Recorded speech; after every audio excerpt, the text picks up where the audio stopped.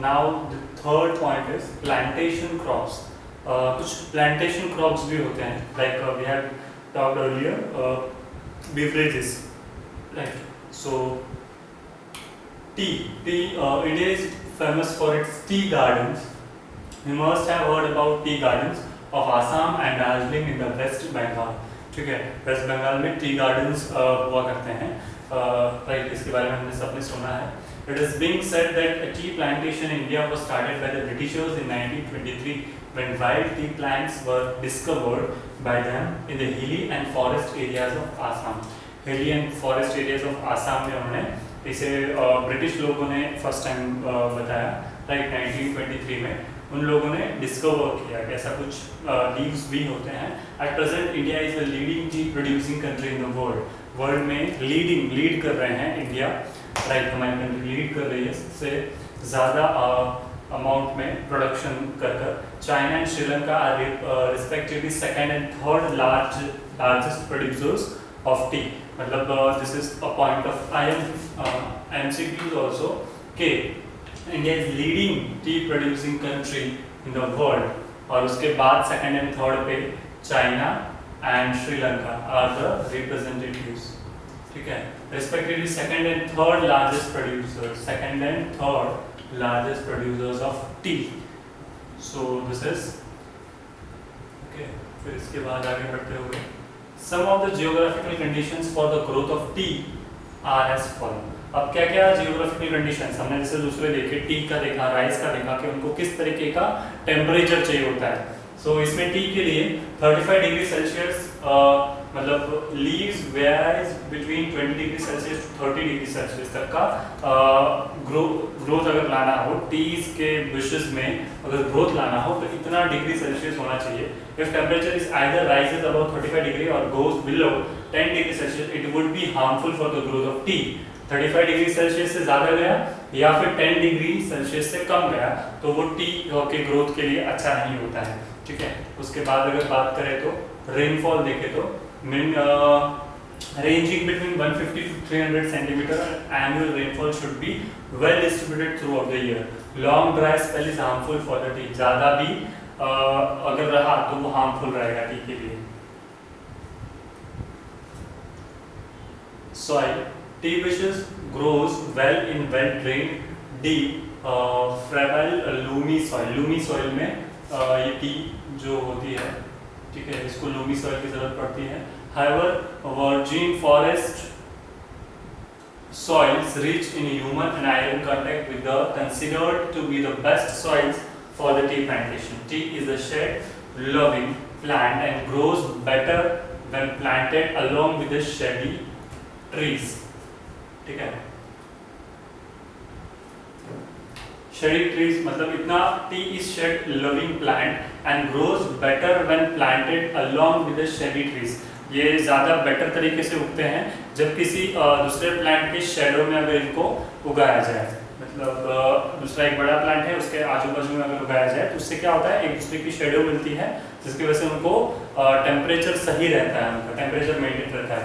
Grows better when planted along with the shady trees. ठीक है, यहाँ पे पूरा मैप दिया है टी प्रोडक्शन इंडिया में. Here is the part, कुछ यहाँ पे है and at last here major areas है.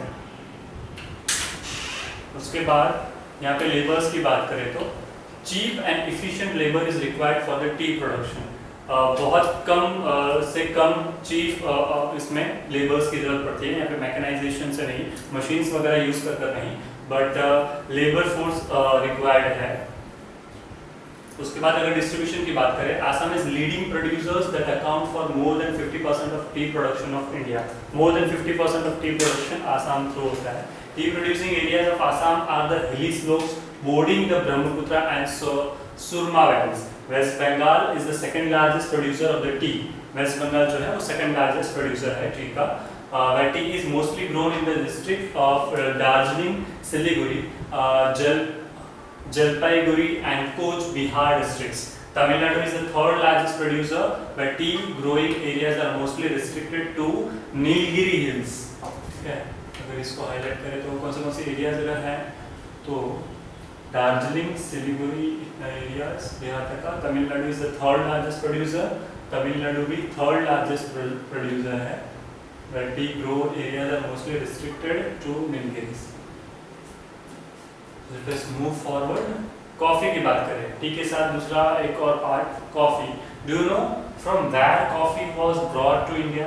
It is the indigenous crop of Ethiopia by Abyssinia Plateau. From Ethiopia, it was taken to Yemen in 11th century from Arabia. The seeds were brought by Baba Budan in 17th century and were raised in Baba Budan hills of Karnataka. Karnataka में जैसे first time लाया गया वहाँ पे बोया गया by from Abelia seeds brought by Baba Budan in the 17th century and were raised in Baba Budan hills of Karnataka. But it was British planters who took keen interest in large coffee estates were established in the hills of Western Ghats.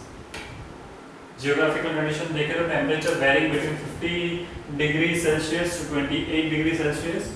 That is generally grown under the shady trees. Shady trees के अंदर ही ये भी growth होते हैं. ठीक है. 30 degree high temperature above 30 degree frost and snowfall are harmful for the coffee cultivation.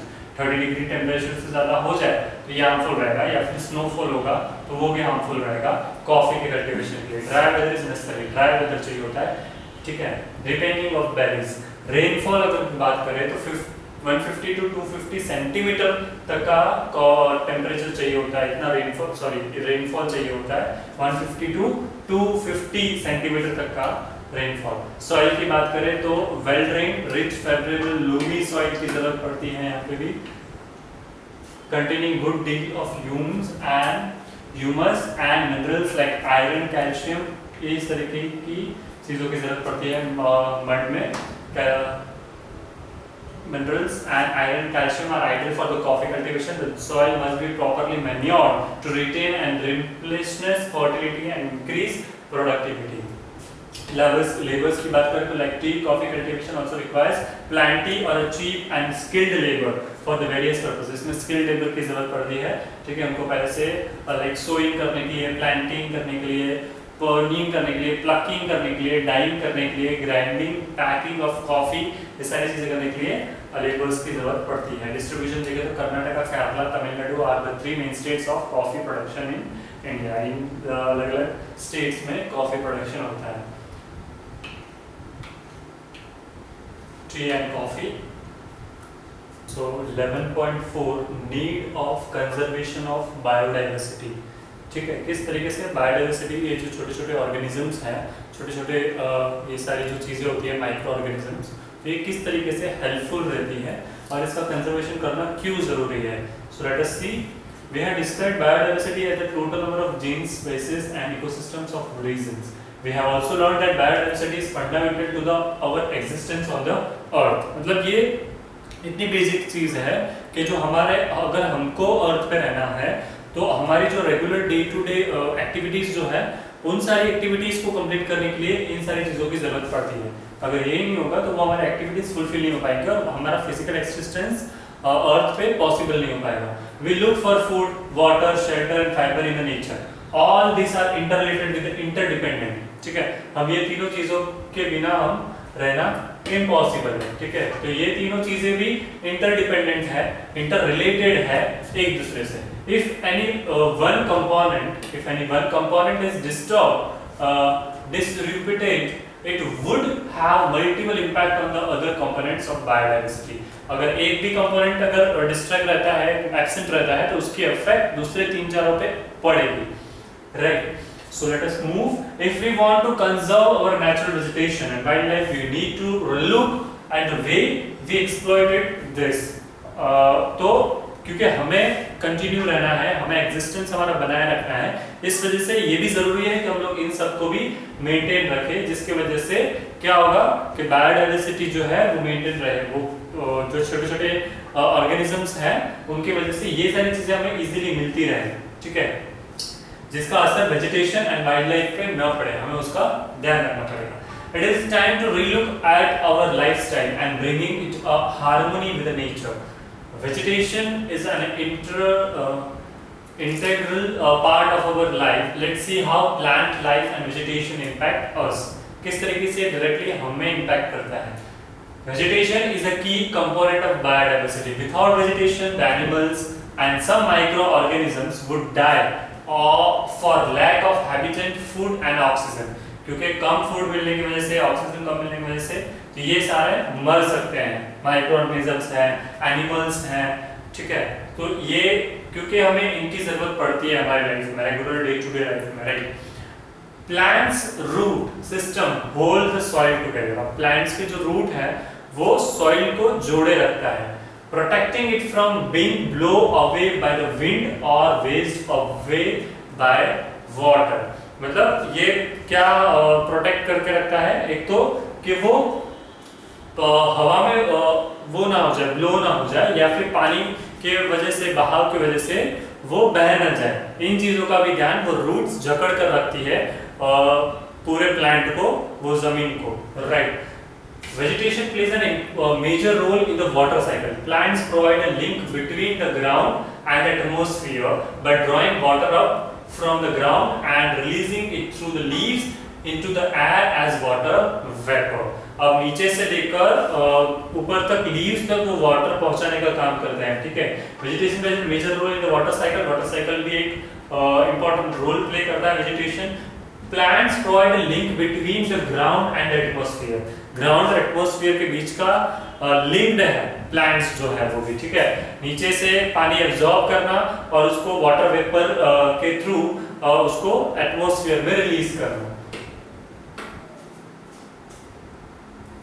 Releasing it through the leaves into the air as a water vapour, ठीक है. Provide link between ground and atmosphere by drawing water up from the ground and releasing it through the leaves. Vegetation is a natural barrier and slow down the flow of water over the surface of the ground. Through photosynthesis, vegetation removes carbon dioxide from the air and replaces it with oxygen. Other pollutants can also be filtered out by the air by vegetation. Vegetation acts as a stabilizing influence in the greenhouse effect, conversely clearing of vegetation, releasing high amount of carbon dioxide, the main greenhouse gas.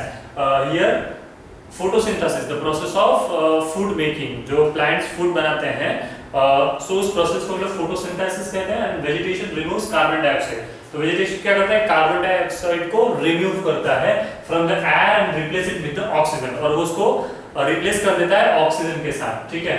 सो उससे क्या होगा कि हम लोग को oxygen की जरूरत पड़ती है. Our pollutants can also be filtered by the air by the vegetation. Vegetation में से एयर के अंदर के वो पॉल्यूटेंट्स जो भी होता है उसे फिल्टर कर देता है because of vegetation. Vegetation act as a एक और नेचुरल बैरियर है वो, ठीक है. Slows down with the flow of water. Water के फ्लो के साथ वो बह जाता है जो unwanted. Vegetation act as a stabilising influence in the greenhouse effect. Greenhouse effect की तरह वो एक्ट करता है. Conversely clearing of vegetation release high amount of carbon dioxide. वो क्या करता है, high amount of carbon dioxide को रिलीज करता है. The main greenhouse gas. Wild plays an important role in the maintaining balanced food. अब ये वाइल्ड लाइफ जो है वो इंपॉर्टेंट रोल प्ले करता है मेंटेनिंग बैलेंस्ड फूड, फूड को बैलेंस करने के लिए, ठीक है. This role helps in maintaining ecological balance, resulting in the health biodiversity. Ecological balance maintain करने के लिए भी इसकी जरूरत पड़ती है. The inversely microorganism play an important role of scavengers improving soil fertility and are of immense medical value. तो ये जो माइक्रो ऑर्गेनिज्म है वो जो जमीन में कुछ माइक्रो ऑर्गेनिज्म ऐसे होते हैं जिसकी वजह से improving the soil fertility. Soil fertility मतलब उत्पादन करने के लिए जो सारे अंदर जरूरत पड़ती है उसकी वजह से सॉइल फर्टिलिटी बढ़ती है, फर्टाइल होती है. सॉइल जो भी होती है, खेती की जो जमीन होती है उसे ये कुछ ऐसे ऑर्गेनिजम्स होते हैं, माइक्रो ऑर्गेनिजम्स, इनविजिबल ऑर्गेनिजम्स होते हैं जो सॉइल फर्टिलिटी को इंक्रीज करते हैं, जिसकी वजह से क्रॉप प्रोडक्शन अच्छा होता है. मेडिकल वैल्यू में भी उसकी इतनी ही हेल्पफुल रहता है. सॉइल फर्टिलिटी इंक्रीज करना and immense medical value. You can now feel that conservation of biodiversity is a great significance not only to the world or nation heritage but also for the survival of local people in the part of globe। Nation की बात नहीं है, एक particular हर एक person localised person के लिए health wise देखा जाए तो उनकी हेल्थ के लिए उनको एग्जिस्ट करने के लिए चीजों की जरूरत पड़ती है, ठीक है। We as a responsible citizen of the world need to understand our positive role in making responsible living choices. This would be our contribution in conserving biodiversity। Biodiversity को कंजर्व करने के लिए हमारी रिस्पॉन्सिबिलिटी बनती है, रिस्पॉन्सिबल लिविंग चॉइसेस, ठीक है, positive role बनाकर रखना है। We are responsible citizen for the world need to understand our positive role in the making responsible living choices. हम लोग ऐसी ऐसी चॉइसेस करें जिसकी वजह से ये इन सारे पार्ट्स को हार्म ना हो, ठीक है, जिसकी वजह से हम लोग हमेशा पॉजिटिव ही चीजें प्रिफर करें, हम लोग पॉजिटिव ही थिंकिंग बनाकर पॉजिटिव ही चीजें प्रेफर करें जिसकी वजह से इन सारी चीजों पे इम्पैक्ट ना हो, लाइक वाइल्ड लाइफ पे अफेक्ट ना हो, वेजिटेशन पे अफेक्ट ना हो, जिसकी वजह से हम लोग एग्जिस्ट कर पाए, क्योंकि ये हमारे लिए बहुत ज्यादा इंपॉर्टेंट है, ठीक है। सो topic was of need of conservation of biodiversity। So here we have third 11th chapter, उसमें the third topic natural vegetation in India। So इसमें important part is throne forest and tidal forest। Deccan region is full of shrubs and mixed deciduous forest। Natural vegetation of India can broadly be divided into following groups। Natural vegetation जो है India का वो इन 4 groups में divide किया हुआ है। Tropical evergreen forest है, tropical deciduous forest है, थ्रोन फॉरेस्ट है, tidal forest and Himalayan forest है। अगर फर्स्ट की बात करें तो tropical evergreen forest trees and this forest remain green all the year around as the climate of region is warm and wet throughout the year. The leaves of this trees do not fall in any particular season, hence they are evergreen। These forests are found in the areas having more than 200 centimeters of rainfall with a short dry season। The trees reach height up to 60 meters or even more। It has a dense and mixed vegetation of all kinds of including trees, shrubs, climbers, creepers, epiphytes and high, giving it a multi-layered structure। मतलब ये इस तरीके के forest trees है जो evergreen रहते हैं, वहाँ पे कम बारिश हो तो भी प्रॉब्लम नहीं होता है, पूरे साल भर ये एवरग्रीन रहते हैं, इनके लीव्स इतने जल्दी नए नहीं आते हैं। The leaves of these trees do not fall in any particular season। किसी पर्टिकुलर सीजन में इसके लीव्स फॉल नहीं होते हैं और जनरली ये climate of region is warm. जहाँ का जिस एरिया का क्लाइमेट वार्म जो टेम्परेचर अगर रहता हो, क्लाइमेट अगर रहता हो, तो इसमें जनरली इस तरीके के ट्रीज हमें देखने मिलते हैं। Hence they are evergreen।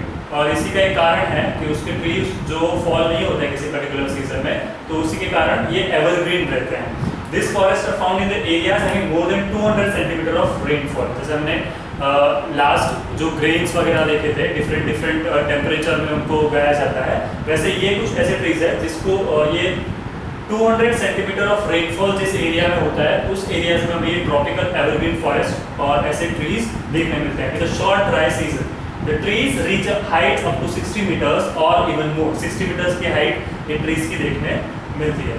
It has a dense and mixed vegetation of all kind of including उसमें ट्रीज भी होते हैं, shrubs मतलब जो प्लांट होता है, प्लांट से भी जो छोटा वाला जो अगर हम लोग बोले बिल्कुल छोटे जो प्लांट्स होते हैं तो उसे हम shrubs बोल सकते हैं, जो न्यूली अभी ग्रो हुआ हो तो उसे shrubs। फिर ऐसे creepers ये सारे different types।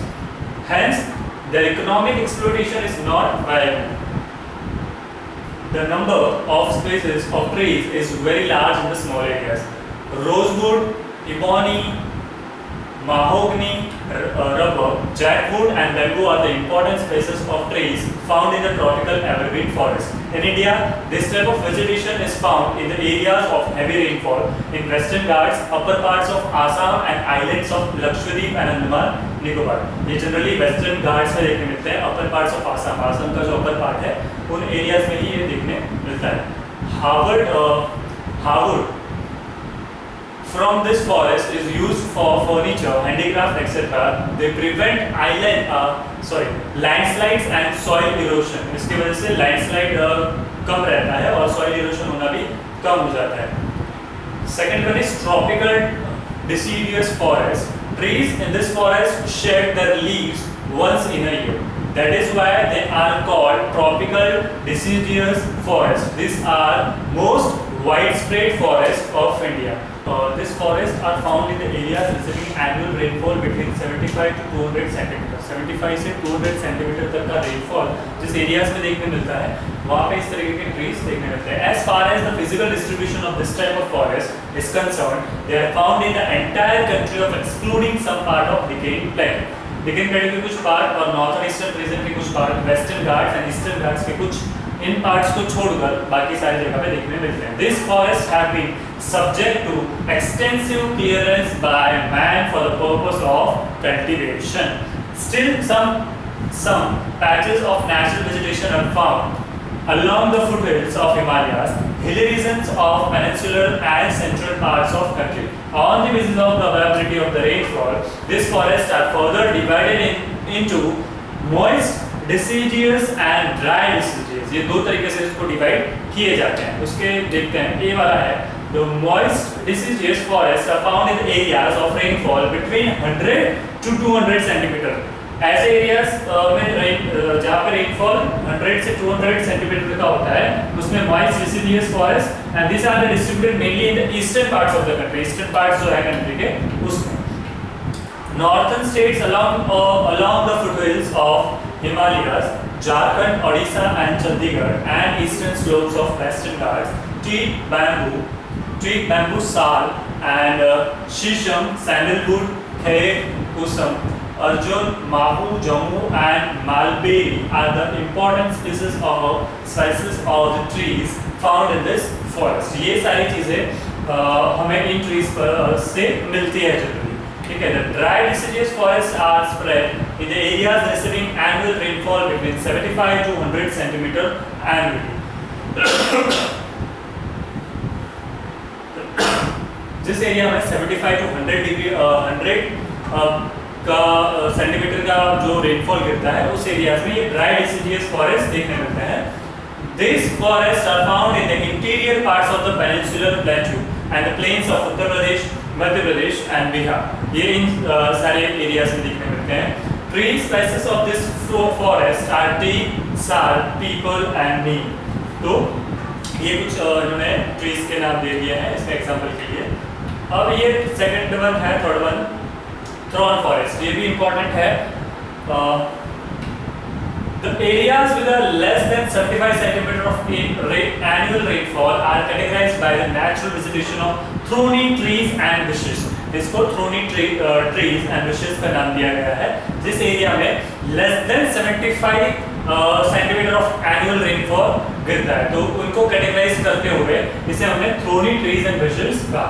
Climate of this part is mainly dry with an occasionally weak period, so it does not support dense vegetation. इसमें से dense vegetation को हेल्पफुल नहीं रहता है, ये सपोर्ट नहीं करता है. They are mainly found in the northern western India, interior parts of the peninsular India including semi-arid areas of Gujarat, Rajasthan, Madhya Pradesh, Chhattisgarh, Uttar Pradesh, Haryana, Karnataka, Andhra Pradesh and Maharashtra. Vegetation of this forest is widely distributed in the form of small trees and bushes with the deep roots. The stem are consulent to conserve water. Leaves are mostly thick and small to minimize evaporation. Acacia, Euphorbia, babul, cacti, kher, date and plums are common variety of trees in this type of vegetation. ये इन्होंने कुछ नाम दे दिए हैं कुछ plants के. ये भी इतना ही इम्पोर्टेंट है. Tidal forest. As suggested by the name, this forests are found in the tidal creek and swamps influenced by the tides and wetland topography. These areas are categorized by the mud, salt and water accumulated on the surface. ऐसे surfaces पे जहाँ पे ये सारी चीजें available हो उसको ये टाइडल फॉरेस्ट के नाम दिए। Roots and branches of the trees are submerge under the water for specific period of time. Water में सबमर्ज होते हैं कुछ स्पेसिफिक टाइम पीरियड के लिए। They are also called mangrove forest. Mangrove forest भी हम लोग इसे बोलते हैं। Mangroves are practically green with thick leathery leaves. Such type of forests are found in the deltas of Sundarbans, Mahanadi, the Godavari, Krishna, Kaveri rivers, and in the Andaman Nicobar Islands. Mangrove or Sundari is the common tree in Sundarbans, while plum, coconut, Kyora and agar are the other important species of tidal forest. It is interesting to note that this type of forest have remained away from the large-scale commercial exploitation. These forests are located along the coast. They provide protection against cyclones. Cyclone से protection देते हैं, ठीक है। Located in the coast, coast के nearby रहते हैं और cyclone से प्रोटेक्शन भी देते हैं। अगर नदी कोस्टल जो रीजन्स होते हैं, दरिया किनारे जो होते हैं, उससे हमें सेफ रखते हैं। वहाँ पे आने वाले जो साइक्लोन्स होते हैं उससे हमें बचा कर रखते हैं ये तरह के फॉरेस्ट।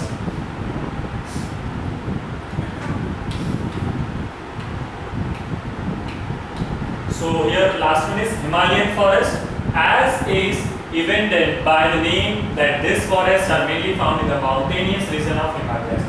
Himalayas के जो mountainous region है उस areas में इस तरीके के forests देखने मिलते हैं। The decreasing in the temperature and increasing in the altitude lead to various types of vegetation depending upon the factors like slope of mountain and sunrays receiving sites. This ecosystem is highly fragile. Himalayan forests have been exploited in many ways in recent decades. बहुत अलग-अलग तरीके से इसको exploit होते हुए देखा है हमने। Areas with relatively low altitude up to 1000 meters, warm climate and good amount of rainfall are categorized by the dense vegetation cover. मतलब ऐसे areas जहाँ पर 1000 meters तक warm climate, good amount of rainfall देखने मिले और इसे इस एरियाज को डेंस वेजिटेशन हमने कवर किया जाता है। This areas look like tropical forest. Sal and mango are the main species of these areas. Between the elevation of 1000 to 2000 meters, grey or evergreen, broad-leaf and chestnut are the common species found in this forest. In the eastern Himalayas, the same elevation is occupied by subtropical pine forest. Char is a common species found in this part. Moist temperate forests in the Himalayas are found between the elevation 1500 to 1300 meter, which receives annual rainfall in the range of 100 to 250 centimeter. 200 to 250 centimeter तक का rainfall जहाँ पे देखने मिले. Himalayas are found between the elevation of 100, which receives annual rainfall in the range of, फिर उसमें oak, laurel, chestnut, cadral, silver, fire, spruce, rhododendron, doran and deodar are the main species found in the part of Himalaya. They have been widely exploited for their timber. Alpine forest found in the Himalayas at the height of between 3000 to 3300 meters with large and extensive highland, grassland and seamlessly distributed pine, birch, silver fire and rhododendron trees. इनको इस तरीके से के नाम दिए गए हैं different. ये जनरली हिमालयास के अंदर हाइट की देखी जाए तो 3000 से 3800 की मीटर्स तक की हाइट, लार्ज एक्सटेंसिव हाईलैंड पर ये देखने मिलते हैं। सो आप इसको जस्ट फॉर नॉलेज एक बार रिफर कर सकते हैं। This is an important part tidal forest as well as tidal forest natural vegetation का यहाँ पे मैप भी दे दिया गया है। टाइडल फॉरेस्ट है tropical evergreen, tropical deciduous and thorn forest. Thorn forest yellow वाला पार्ट जो दे रखा है, हिमालयन वेजिटेशन एकदम डार्क वाला पार्ट जो दे रखा है हिमालयन वेजिटेशन के लिए। तो ये इस तरीके से आप एक बार रिफर कर सकते हैं। तो here we have 11.3.2 wildlife in India. ठीक है, you have studied earlier in the lesson that due to this unique geographical position, India is rich in wildlife. Of India is a great natural heritage. It is estimated that about 80% of all known plant and animal species on earth are found in India. ठीक है, because of our unique geographical position, ठीक है, ये सिर्फ और सिर्फ एक अलग ही geographical position की वजह से India is rich in wildlife. हम लोग जो इंडियंस हैं, हमारा इंडिया जो है, हम लोग इसमें रिच है वाइल्ड में. Wild of India is a great natural heritage. एक पुरानी जो चीज़ें जो होती है वो हेरिटेज हम लोग बोलते हैं. मतलब इन चीज़ों में, हेरिटेज वाली चीज़ों में ये ग्रेट एक नेचुरल हेरिटेज हमारे पास है. ठीक है. Many plants synthesize a substance that are useful to maintenance of the health in humans and other animals. In recent decades, human encroachment has posed a threat to India's wildlife. In response to this, the system of national parks, wildlife sanctuaries, and protected areas, first established in 1935, has substantially expanded through Wildlife Protection Act 1972. 1972 में first time Wildlife Protection Act भी बनाया गया. Efforts are being made to protect and preserve biological diversity of our country under the various program. Different programs, activities कर किसी न किसी तरीके से wildlife जो biological diversity है उसे हम लोग बचा कर रखें, preserve करें. ठीक है, उन्हें रक्षा मिले. इस वजह से हमने ये स्टार्ट किया. India has preserved vast tract of natural habitats, birds, plants in its 551 wildlife centuries.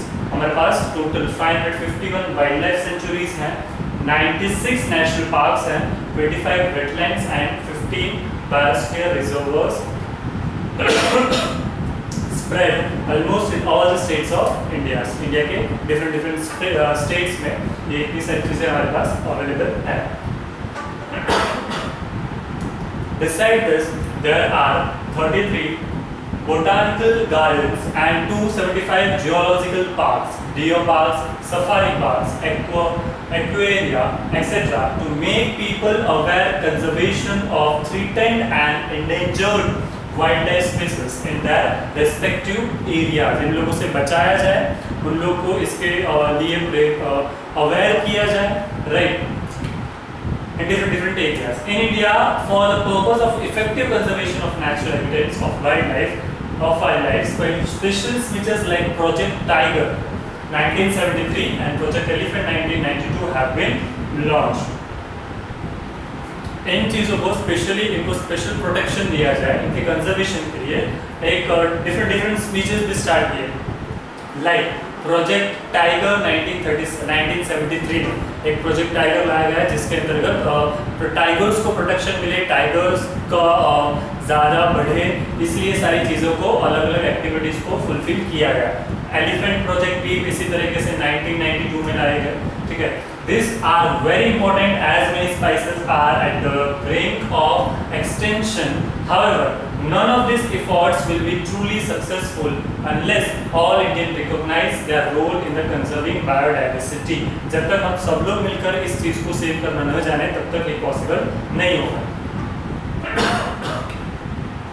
उसके बाद आगे बढ़ते हुए वाइल्डलाइफ सेंचुरीज की बात करें तो the main objective of wildlife sanctuaries is to ensure maintenance of valuable population of wildlife and either desired habitats.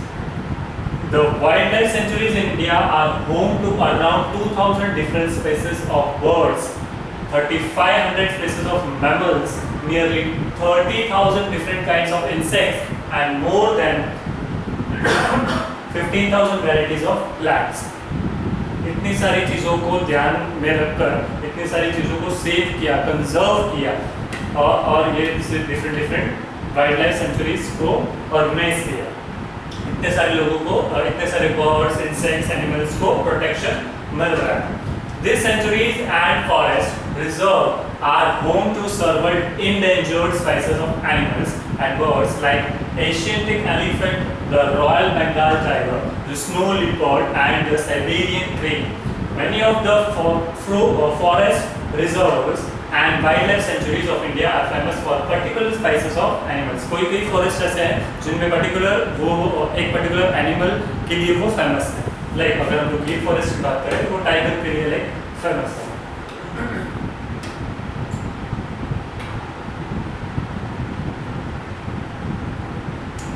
Like Asian ticanical, Royal Bengal tiger, snow leopard, Siberian crane, ये सारे different animals, birds को centuries में रखा जाता है, उनको save किया जाता है, उनको प्रोटेक्शन दी जाती है. Many of the forest reserve wildlife sanctuaries of India are famous for particular animal. For instance, the Kaziranga in Assam is known for the Indian rhinoceros. Periyar in Kerala is famous for the elephants. India is also home to several migratory animals and birds like Polynesian Red Sea, turtles, Siberian cranes and flamingos. ये different animals के लिए और birds के लिए famous है. National parks की अगर बात करें, the purpose of establishing national park is to conserve the natural and historic object and the wildlife and to provide the enjoyment of the same in such manner and by such means as will leave the unimpaired for the enjoyment of future generations. ठीक है, future generation के लोगों के लिए जो future में आने वाली जनरेशन है उनको ये सारी चीजें देखने मिले, उनके लिए हम लोगों ने ये सारी चीजें सेव की है. To conserve the natural and historic objects, the wildlife, and to provide for the enjoyment of the same in such a manner and by such means as will leave them in a pure for the enjoyment of future generation. उन लोगों को भी ये देखने मिले, उनको भी ये जानने मिले, ये पुरानी चीजें उनको भी देखने मिले, इसलिए हमने ये नेशनल पार्क्स ऑर्गेनाइज बनवाए. ठीक है. By 1970, India only had 5 national parks. 1970 तक इंडिया के पास सिर्फ 5 national parks थे. But in 1972, India enacted the Wildlife Protection Act to safeguard the habitats of conservation-reliant species. The two main objectives of the act are to provide protection to the endangered species listed in the act and to provide support to the conservation area of the countries classified as national parks. मतलब उस इस speech के अंदर ये दो चीज़ों के ऊपर फोकस किया गया कि वो जो भी एनिमल्स को उसमें मेंशन किया गया था एंडेंजर्ड जो स्पीसीज थे listed in the act to provide support, उनको सपोर्ट मिले to conserve area of the country classified in national park. कुछ एरियाज को भी कंजर्व किया जाए, जैसे कि नेशनल पार्क है बेंचिंगराम DRJ&K. ठीक है, तो royal spices like wild life animals protected, hangul and marsh deer वहाँ पे ज़्यादा देखने मिलते हैं. उसी तरह पेरियर की बात करें तो एलिफेंट्स है, गिर गुजरात की बात करें तो लायन, फिर चित्तल, पंथीर, ये अलग अलग गिर की टाइगर रिबट लाइन की बात हो रही है. ठीक है. काजीरंगा असम, काजीरंगा की बात करें नेशनल पार्क की तो राइनो एंड वाइल्ड बफेलो वो वहाँ पे ज़्यादा देखने मिलते हैं. सुंदरबन वेस्ट बंगाल की बात करें तो रॉयल बंगाल टाइगर्स वहाँ पे ज़्यादा देखने मिलते हैं. ठीक है. तो इस तरीके से आप ये पूरा चार्ट प्रेफर कर सकते हैं. वाइल्ड लाइफ रिजर्व्स, यहाँ पे इन्होंने वाइल्ड लाइफ सेंचुरी सर्कल में बर्ड सेंचुरी भी दिखाई हुई है, नेशनल पार्क्स भी दिखाई हुआ है. ठीक है. तो जो सर्कल वाले वो सारे वाइल्ड लाइफ सेंचुरीज हैं. स्टार रेक्टेंगल ग्रीन में बर्ड सेंचुरी भी दिखाई हुई है. वेटलैंड को आप पूरा रिफर कर सकते हैं एक बार.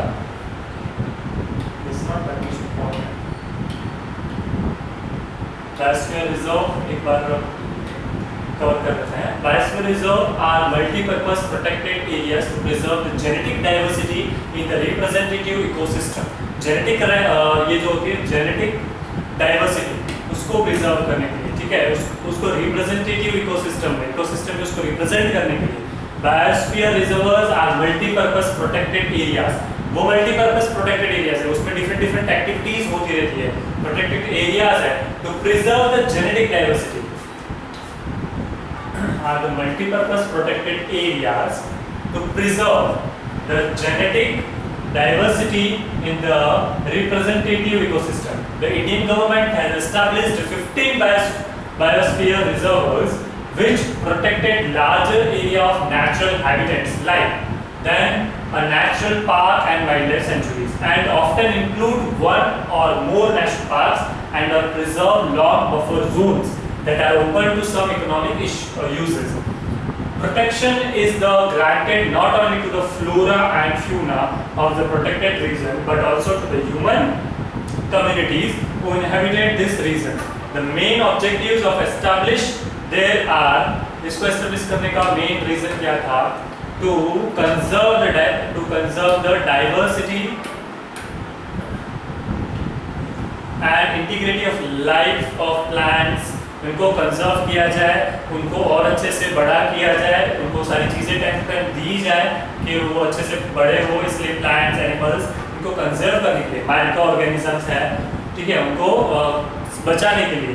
फिर to promote eco friendly sustainable life in the areas, eco friendly life लोगों को अवेयर करने के लिए, बताने के लिए, ठीक है, in the areas and to promote the ecological conservation, research, education, awareness and training in the life of such areas. ये different areas में ये सारी चीजें हो, इसलिए, ठीक है. Biosphere reserves के भी हमें लिस्ट दे दी हमें. नीलगिरी है, तमिलनाडु, केरला एंड कर्नाटका. अगर हम गुजरात में तो अवेलेबल नहीं है, बट मध्य प्रदेश, छत्तीसगढ़, ओडिशा, मध्य प्रदेश में है, ठीक है. पंचमहली, यस, गुजरात में run of Kutch, in Kutch, right? So this is all. आप इसे एक बार रिफर कर सकते हैं. यहाँ पे हमारे पास मैप भी अवेलेबल है बायोस्फीयर रिजर्वर्स का.